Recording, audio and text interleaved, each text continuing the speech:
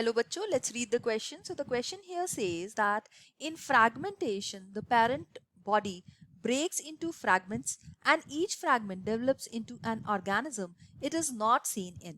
तो इस क्वेश्चन के लिए हमारा जो की कॉन्सेप्ट है वो हम पहले देख लेते हैं. इस क्वेश्चन में हमारा की कॉन्सेप्ट है examples of fragmentation. So examples of fragmentation में हम देखते हैं कि फ्रैगमेंटेशन एक इस तरह का वेजिटेटिव रिप्रोडक्शन का मेथड है. सो this is a method of vegetative reproduction. Vegetative का मतलब है यहाँ पे ना तो कोई स्पोर्स फॉर्म होंगे ना ही कोई गेमीट्स फॉर्म होगी. सो वेजिटेटिव रिप्रोडक्शन में यहाँ पे किसी भी चीज का जो कोई ऑर्गेनिज्म है वो किस तरह से रिप्रोड्यूस करेगा, उसका एक छोटा सा फ्रैगमेंट मतलब एक स्मॉल फ्रैगमेंट जो है वो ब्रेकअप हो जाता है मेन बॉडी से, और वो अगर एक सूटेबल एरिया के ऊपर गिर जाता है जिसको हम सूटेबल सबस्ट्रेटम बोलते हैं, तो it can give rise to the whole organism. So this is a suitable substratum. Suitable substratum. So इस केस में हम देखते हैं कि यहाँ पे it is not seen in लिखा हुआ है. सो नॉट सीन इन का मतलब है कि कहाँ पे नहीं होती. तो अगर स्पॉन्जेस की बात की जाए तो स्पॉन्जेस के अंदर फ्रैगमेंटेशन एक बहुत ही कॉमन मेथड है. स्पॉन्जेस का एग्जांपल मैं दे सकती हूँ जैसे यू स्पॉन्जिया, स्पॉन्जेला.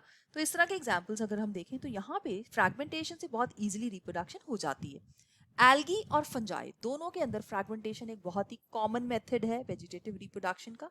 एक पार्ट अगर हम ग्रीन एल्गी का कहीं से भी फ्रैगमेंट लेके दूसरी जगह पे रखते हैं तो वो ग्रो कर जाता है. फिर थर्ड हमारे पास आ जाता है प्रोटोजोन्स. अब देखते हैं प्रोटोजोन्स जो है इस क्वेश्चन का बिल्कुल सही आंसर है, that is the C part, क्योंकि प्रोटोजोन्स के अंदर कभी भी फ्रैगमेंटेशन देखने को नहीं मिलेगी. So let's mark this as the right answer for this question. अब इस केस में हम देखते हैं कि फ्रैगमेंटेशन जो प्रोटोजोन्स के अंदर है वो अगर नहीं है तो फिर क्या हो सकता है.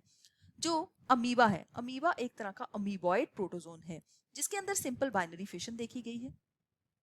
सो ये मेथड है. जबकि पैरामीशियम जो एक तरह का सिलिएटेड प्रोटोजोन है इसके अंदर देखा गया है ट्रांसवर्स फिशन. सो ये ट्रांसवर्सली डिवाइड करता है और ये पूरा ऑर्गेनिज्म जो है इससे बन जाता है. तो फ्रैगमेंटेशन नहीं बोलेंगे अब इसको. देन फोर्थ पार्ट है एकाइनोडर्म्स. जैसे स्टारफिश की बात की जाए तो स्टारफिश के अंदर एक सेंट्रल डिस्क का पार्ट होना चाहिए उस फ्रैगमेंट के अंदर. सो ये है स्टारफिश की आर्म्स और यहाँ पे है सेंट्रल डिस्क. सो एक पार्ट छोटा अगर सेंट्रल डिस्क का इस फ्रैगमेंट के साथ है so it can regenerate to form the whole organism.